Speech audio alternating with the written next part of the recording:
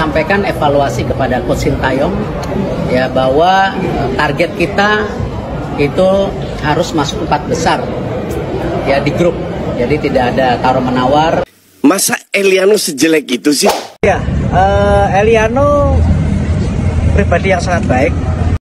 Ketua Umum PSSI Erick Thohir akhirnya buka suara soal Eliano Reijnders yang tidak diberikan menit bermain oleh Shin Tae-yong di Timnas Indonesia.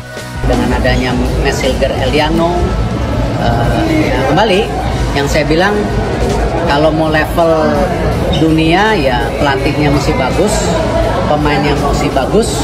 Nama Eliano Reijnders kembali menghilang saat Timnas Indonesia menghadapi Jepang di Stadion Utama Gelora Bung Karno, Jumat 15 November lalu.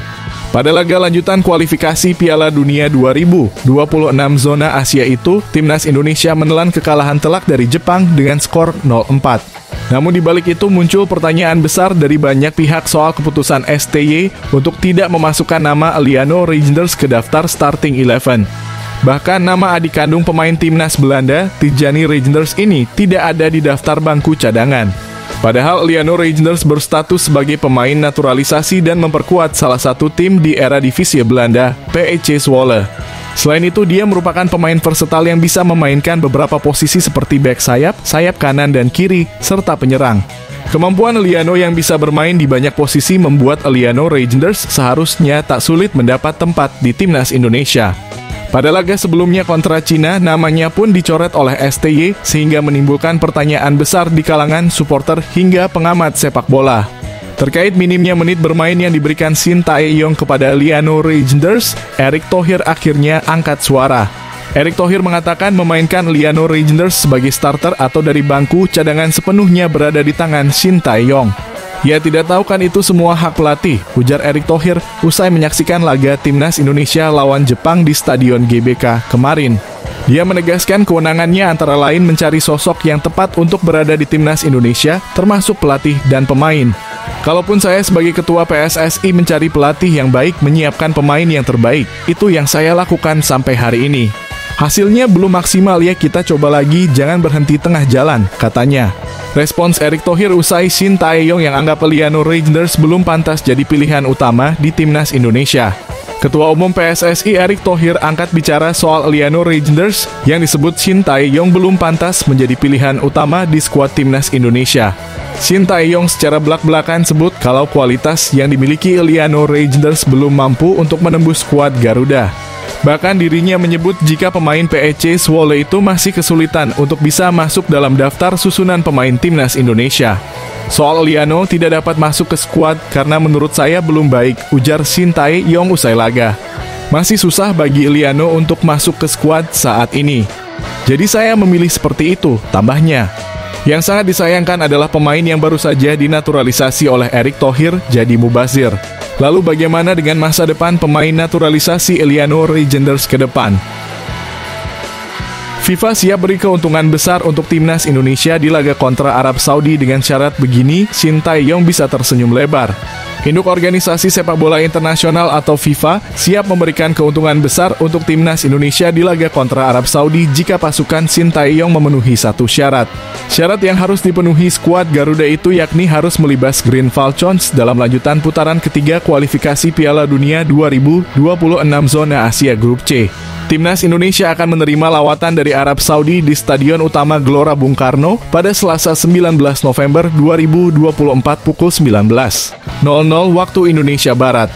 Jika melihat ranking FIFA per 24 Oktober 2024, skuad Garuda yang berada di peringkat ke-130 dunia takkan mudah untuk melumat Arab Saudi yang menempati posisi ke-59. Kemudian dari segi head-to-head, Timnas Indonesia juga belum menang dalam 15 pertemuan terakhir melawan Arab Saudi menurut laporan RS3F. Dari 15 pertemuan tersebut, Timnas Indonesia hanya meraih 4 kali hasil imbang dan 11 kali menelan kekalahan dari Green Falcons. Namun pada pertemuan terakhir kedua tim yang digelar 6 September 2024 lalu, tim Merah Putih berhasil menahan imbang Arab Saudi dengan skor 1-1.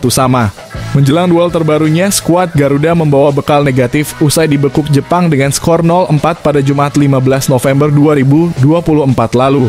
Nasib lebih baik dialami Arab Saudi yang datang ke Jakarta usai bermain imbang melawan Australia 0-0 di Melbourne pada Kamis lalu.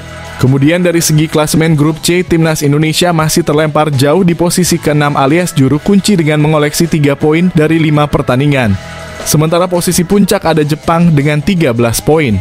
Diikuti Australia, Arab Saudi, dan Cina yang kompak meraih 6 angka di posisi kedua hingga keempat berurutan serta Bahrain di posisi 5 dengan 5 poin. Sebab demikian, kemenangan atas Arab Saudi amat penting bagi Timnas Indonesia jika ingin memperbaiki posisinya dan menjaga asa lolos ke Piala Dunia 2026.